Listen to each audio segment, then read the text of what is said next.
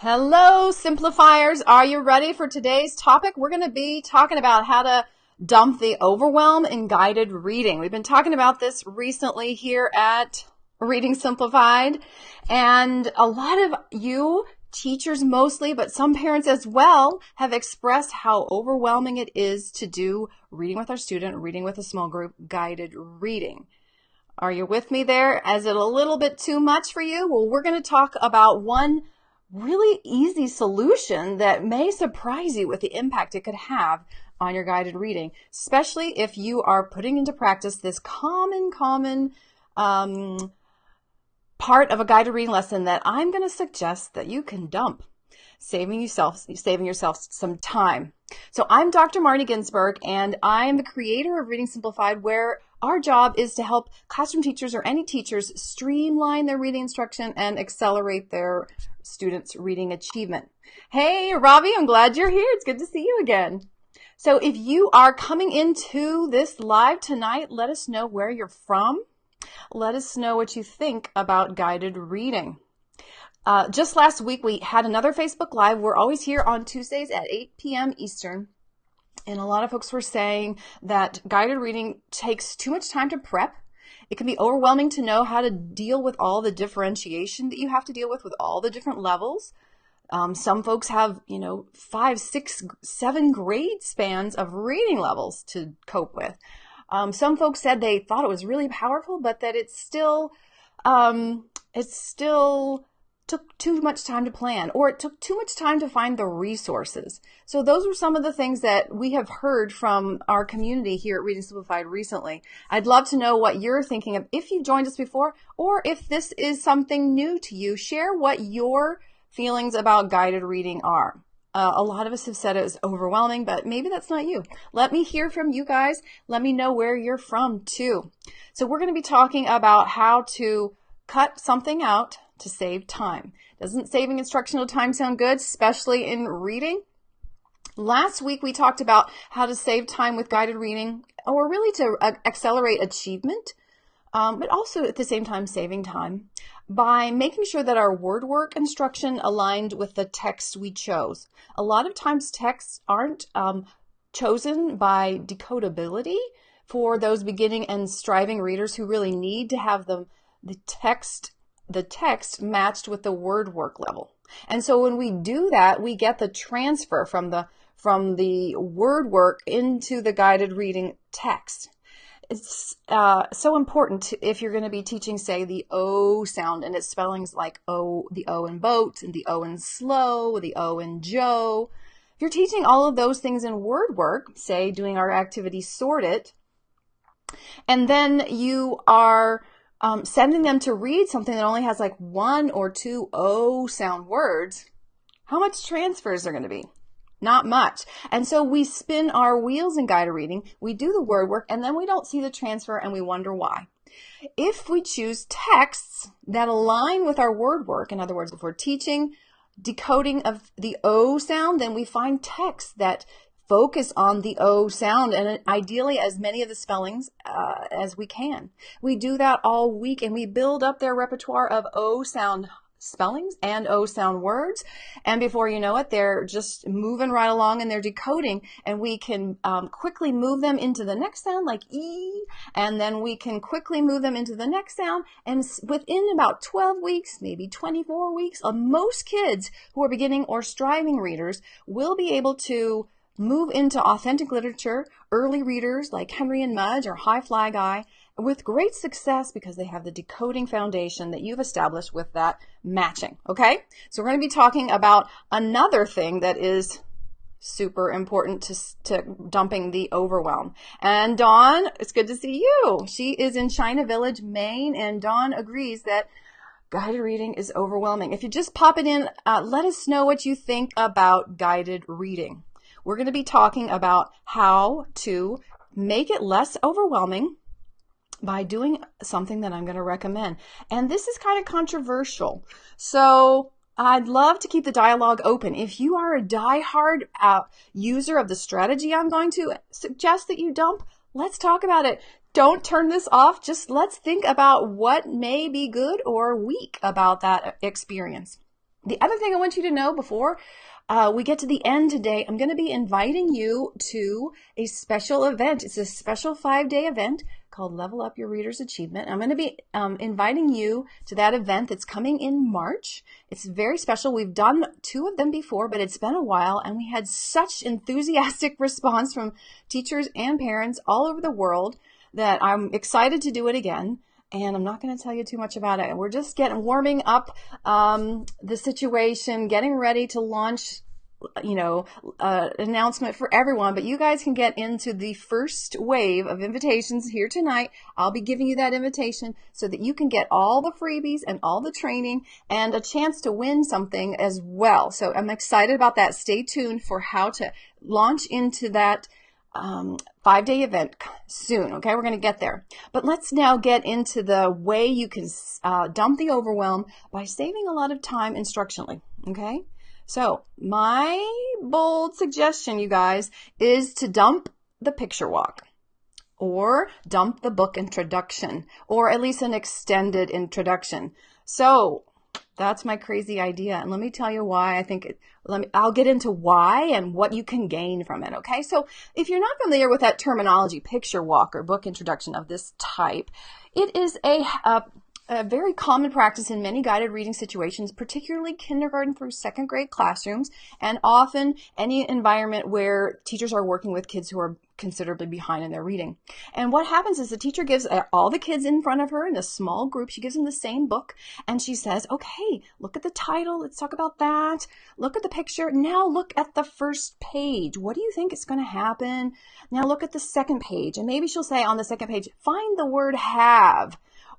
And she has the kids take a picture walk through the book. And so they look at the book from beginning to end, or at least from beginning to a considerable part of it.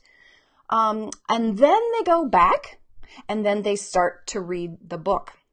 So what I notice is that these picture walks, or these types of book introductions, can take about 3 to 4 to 5 minutes.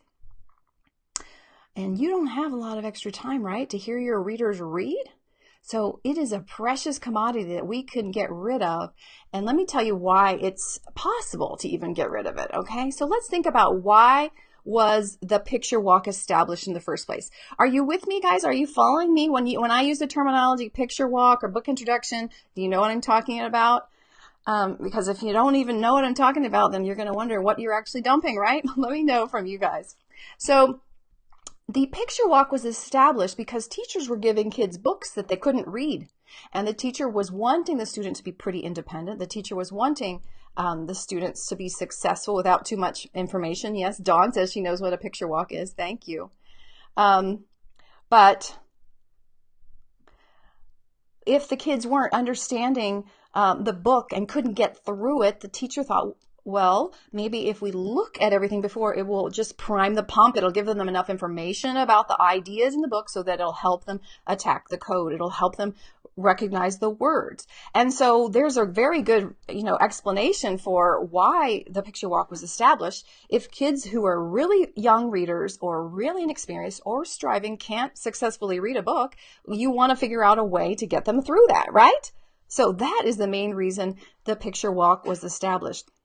And sometimes now it's kind of a variation on that. Maybe it's not looking at every single picture and discussing it and trying to comprehend it. Maybe it's just, let's go find some key words that are hard, but still it's taking a peek ahead at the book to come. So if the picture walk was established because the kids were unsuccessful without that type of support, let me recommend that if you provide the decoding skills and the teacher's scaffolding in the guided reading session that kids need to be able to successfully decode the passage, then the picture walk is not needed.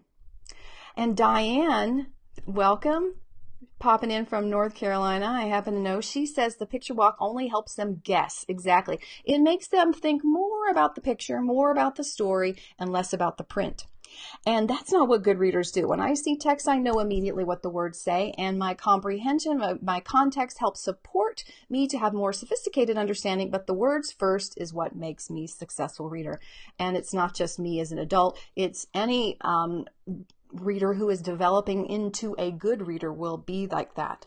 So let me tell you some of the consequences of doing the picture walk.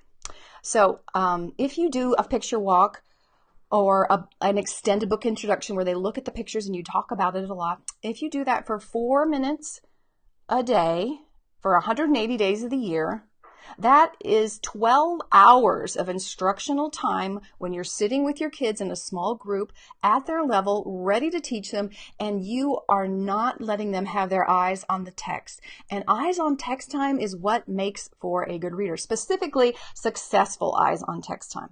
So 12 may be a little high because maybe you don't meet with every guided reading group every day. But if you have strugglers, you probably are meeting with them every day. And 12 hours is a lot of time, right? Across the course of the year, we don't have that time. And then on the right, this is very surprising. I was surprised by this, but I haven't found anything to refute it. There have been several studies. One started in 1990. Okay, so that was a long time ago, but there are some that are in the last 6 to 4 years that have found that in special education classrooms and in regular education classrooms, many kids in early elementary are only reading about 1 minute a day. Now, I hope that's not true in your classroom, and it's probably not a universal law, but the fact that it's been found in multiple studies in multiple locations means that it's probably not too far off from some form of reality. Maybe the kids read 5 times that much. Maybe they even read 10 times. But if we could take a number like them reading 5 minutes and turn it into 9 minutes a day, what would how would that impact their school year? So these are the numbers that I want you to keep in mind about when I'm talking about these extended book introductions of why it can be useful to dump. Because if we don't give them the opportunity to look at the text and they particularly aren't getting enough time to read, just maybe 1 minute, then we really have a problem, right? You might say, how could it be possible that they're only reading 1 minute? And maybe it's not true in your class, because I know you guys are here because you are always on a mission for improving your practice. So maybe it's not a minute, maybe it's 10, maybe it's 20, but if whatever the number is that you're striving readers particularly, what number are they reading a day? If we can increase it by 4 minutes, isn't that worth the effort? Okay, and the reason that this is so important as reading achievement is really found when we take the road of successful reading practice. It's kind of a no-brainer. You can't do anything well if you haven't practiced it successfully. If I over and over shoot a free throw incorrectly, it's not going to gain me anything. But if I shoot the free throw successfully over and over again in the game, I'll be more likely to make it, right? The same is true with reading. When we coach our kids to be successful, decoding unfamiliar words and recognizing words they do know, that successful reading practice is more likely to be that quick path to reading achievement. And so these precious moments that we have with them in the guided reading or the small group time really it's really important that we work on finding more opportunities for eyes on text. Here is something that you may have run across. This is from a famous study in 1988. This was just a sampling of kids, and it's not a law. I wouldn't say this is universally true, but these are general principles that we could probably all agree are true. Kids who are at the 98th percentile, right here, in their reading achievement, guess what? Do they read more than kids who are at the 10th percentile or 2nd percentile? Yes.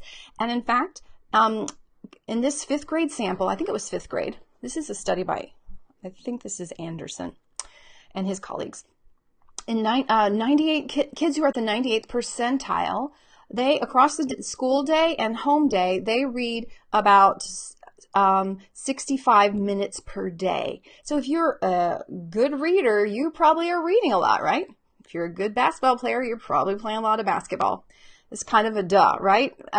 We don't have a ton of studies on this because nobody wants to do an experiment where they give some kids access to books and they take some access from books away, because that's the only way, or probably the most classic way to prove it. But it's pretty common sense, right? And look down here at the bottom. The kids who were at the 30th percentile, they were reading in school and out of school about 4.3 minutes total, just 1.8 minutes in text. The kids at the 20th percentile, Not even a minute. So this is back to this point. When you want to make someone a good reader, you got to give them a lot of opportunities to read successfully.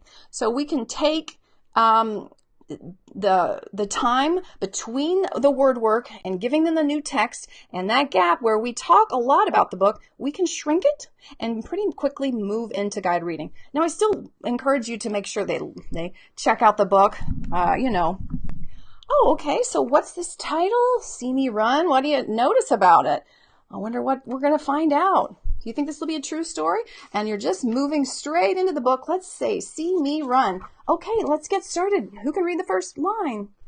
That's what I'm talking about with a book introduction if your kids are learning how to read. Now, if you have older kids who are good readers and you want to enrich their comprehension, that's a different story for a different day. But if we're talking about anyone who is not successful, reading well above grade level, and fluent, then a quick, seamless introduction to the book is going to save you a lot more time.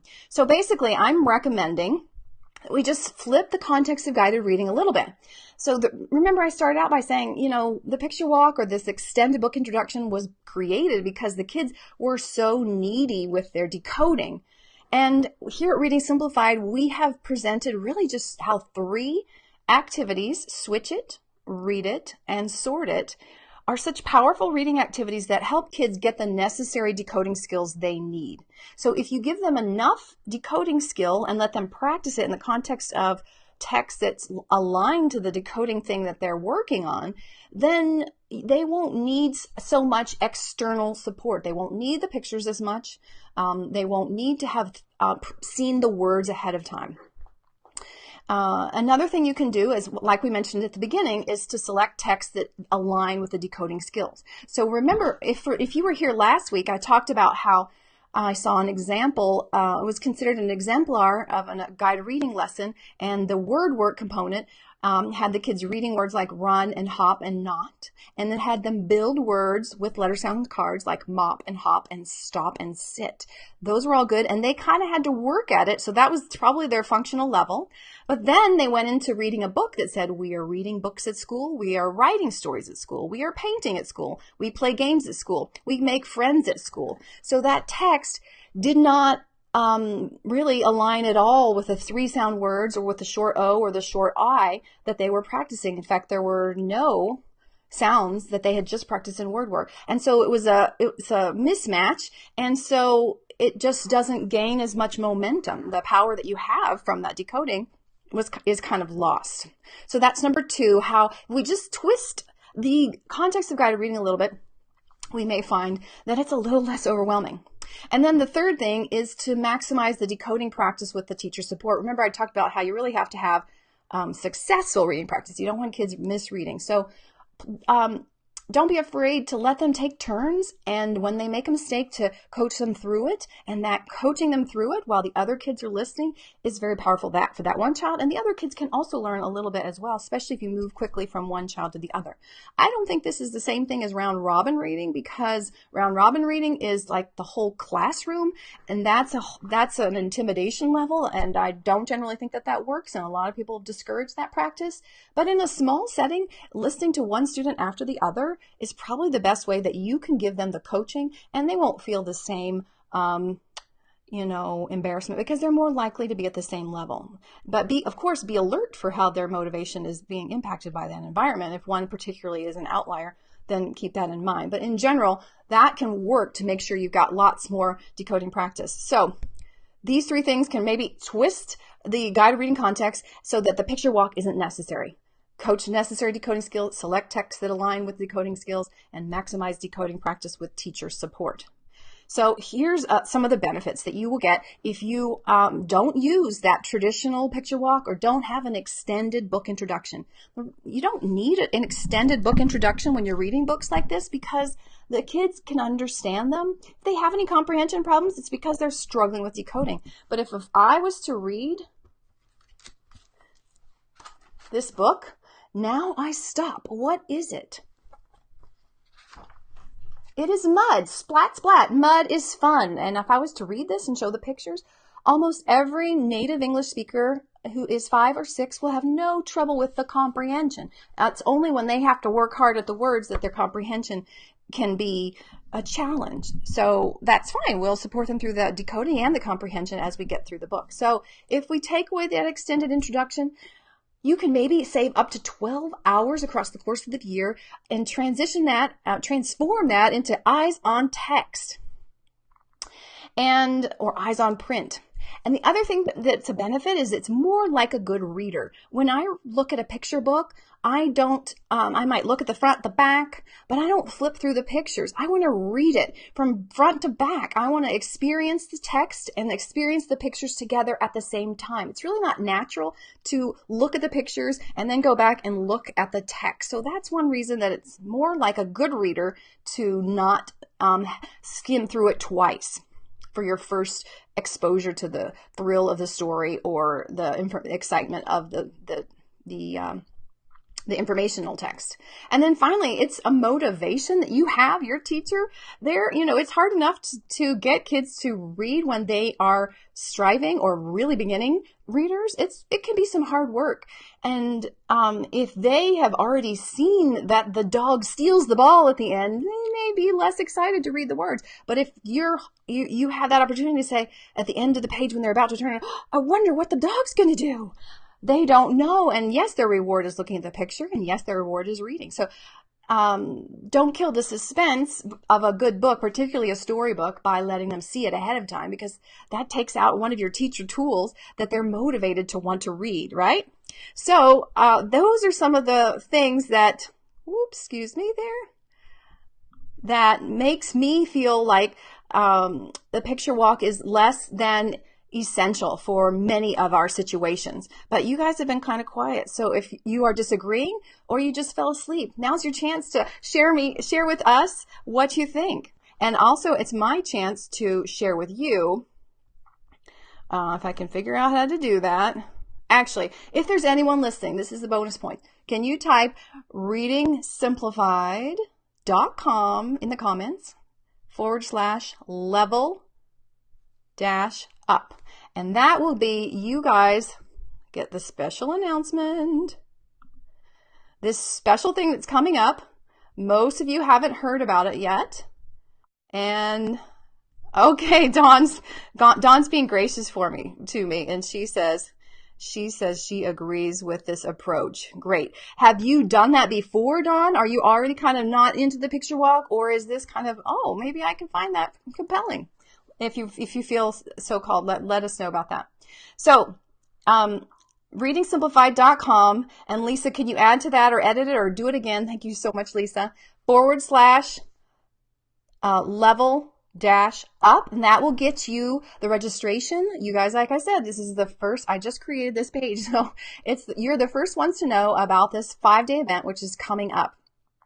Thank you. And okay, yep, I'm just not very good at how do you quickly say orally long web addresses. So it's readingsimplified.com, all one word, Reading Simplified, and then /level-up. And I should be able to figure out how to put a link in myself, don't you think? Oh, that's not it. Robbie got it. Woo! Thank you, Robbie. So any other comments or suggestions? Have you, many of you agree with me actually here. And if you don't, I am still going to be your friend. I am not here to, sorry about that. I'm trying to drag stuff in. Let me just try this again. Melody. Oh my goodness. You guys know I'm not a master of technology, right? Okay, we're going to try this comment from Melody one more time. It's just not happening, Melody. Melody said that she completely agrees. But not everyone has shared. So if you disagree, either in the replay, let the conversation continue. I think, historically in reading, we've had too much all or nothing, black or white. And in the U.S. particularly right now, we're dealing with a lot of that. in our political situation. And if we can have a dialogue and come together, or at least understand one another, then we will probably learn more from one another. So I could be completely wrong, or I could be partly wrong, or I might not be presenting it persuasively. So all of those are possibilities, and probably more, right? So let's hear what, oh my goodness. Dawn, you know what I'm going to do, Dawn, instead of pull it up because I'm just too incompetent right now. I'm going to say what Dawn said. She said she just joined the Reading Simplified Academy. This was the second day of trying Switch It. Amazing to see. Okay, I will try guided reading this way. Oh, right. Thank you for answering that question that I posed to you earlier. That's right. If you haven't heard about the Reading Simplified Academy, that is a membership program where I teach the core systems of the Reading Simplified way that streamlines reading instruction. And we give you all the video resources kind of like this, plus watching teachers teach students, and the student materials you need to implement a streamlined reading approach that works for beginning readers and struggling readers. If you are interested in more about that, if you go to readingsimplified.com, you'll see a little button called Reading Simplified Academy in the middle, and you can learn more about it and get on the wait list. Okay, I am going to try to drag a comment one more time. Can I get some laughter from my technology ability? Robbie says, I love these reasons to scrap it. We comment about the story as we go to check in. Keyword comment, not go forever deliberating. Exactly. As you go through the story, you can discuss it quickly. Oh my gosh, isn't that so funny that the dog just tripped in the hole? And then when you end, it's super important to ask them for a summarization, and you can do any fix-ups that you need if they miss something. That's neat, Dawn. I like how you framed that. Robbie, sorry. And then I'm seeing, oh, Dawn's helping me out with the web address. Sweet. You guys are awesome. Okay.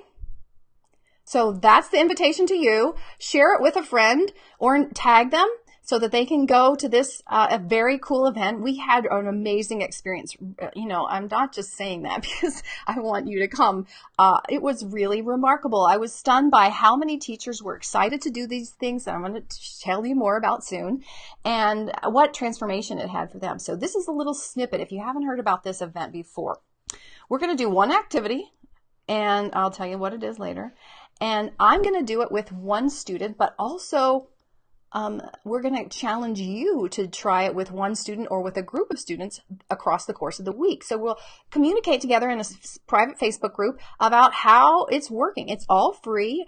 You'll be getting free training, and you'll also be challenged to try something new, but with support of me and a community of people doing it together. So it was really exciting to hear how teachers implemented this one activity that we found to be very powerful. And Sharon just asked if there will be a replay. Sharon, yes, this recording and all of our Facebook Lives are saved here on this Reading Simplified page in Facebook. So if you go to upper right hand corner, there's a little arrow and it says notifications. You can first of all select get notified so that when we go live in the future or anything that we post, you will have it'll kind of go to the top of your feed, and that will be, if that's your interest, then you can give Facebook that information. Secondarily, you can also go to that same little down arrow in the upper right hand corner probably, and select like save post, and that way you won't have to go dig through our page to find it. So you're welcome, Sharon. Okay, Lisa says, I love it, Lisa. She says, and look, there I go, dragging the wrong thing again. Lisa says, I can't wait. So that is a great way to end today. Thank you for being here. Tune in next week on Tuesdays at 8 p.m. Eastern, where we're going to be talking more about how to save you time, how to accelerate your students' reading achievement, and I'll give you more hints about what this Level Up Challenge will be about. Thanks for being here, you guys. Bye-bye.